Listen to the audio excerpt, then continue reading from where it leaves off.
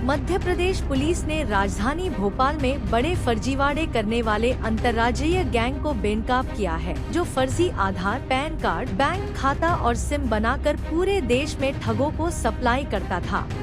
पिछले दिनों भोपाल में भी कई एक डिजिटल अरेस्ट की घटना हुई, जिसमें पुलिस ने एक महत्वपूर्ण घटना में भूमिका निभाई और उसे काफ़ी हद तक उसमें तत्काल फरियादी को उस मनस्थिति से बाहर भी निकाला।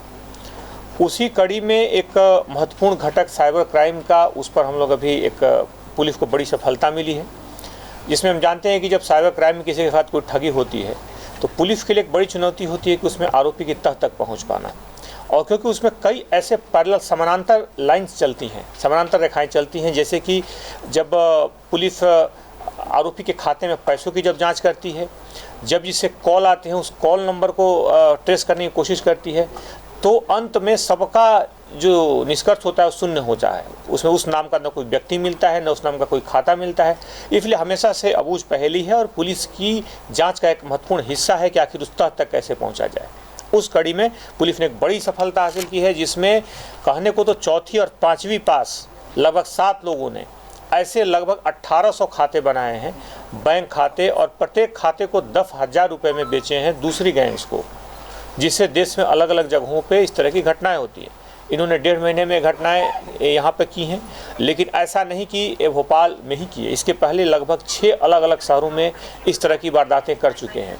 और इसके पहले कि किसी को पता चले, इसके पहले कि किसी भी एजेंसी को इस बात की भनक लगे, वहाँ से रास्ता बदल लेते थे। यहाँ भी अगर अगले 10-15 दिनों में पता नहीं चलता तो ये रास्ता बदल करके और दूसरे किसी शहर में चले जाते। ये वहाँ पर कुछ ऐसे आधार कार्ड का इस्तेमाल करते थे जिस आधार कार्ड में समान तौर पे पैन कार्ड से जो आधार कार्ड लिंक नहीं होता था उसमें, और कुछ दूसरे राज्यों पे ऐसे आधार कार्ड जो अनडिलीवर्ड होते हैं, जिसमें कुछ एड्रेस की त्रुटि हो, कुछ और गड़बड़ी, कुछ इनकी ऐसे लोगों से इनका संपर्क था जो अनडिलीवर्ड जो होते थे आधार, उनको ये मंगवा लेते थे। यानी कि इस विवेचना में आगे और भी कुछ कड़ियाँ हैं, जिससे पुलिस इस बिंदु की जांच करेगी कि आखिर खाते खुले तो इसमें क्या कोई बैंकिंग संस्था में कहीं कुछ लापरवाही हुई, क्या फर्जी सिम कार्ड मिले किसी मोबाइल नेटवर्क की हमारी जो कंपनियां हैं जो बहुत सारे, उनमें कहीं कोई चूक हुई।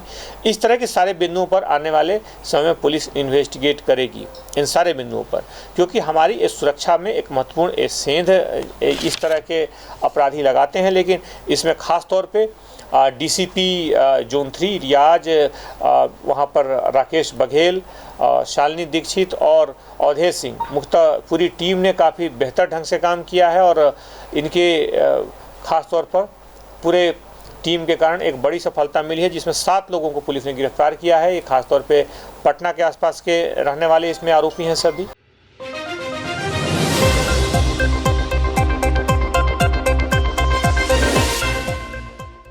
Rabindranath Tagore University, Bhopal, NIRF ranked for 5 consecutive years.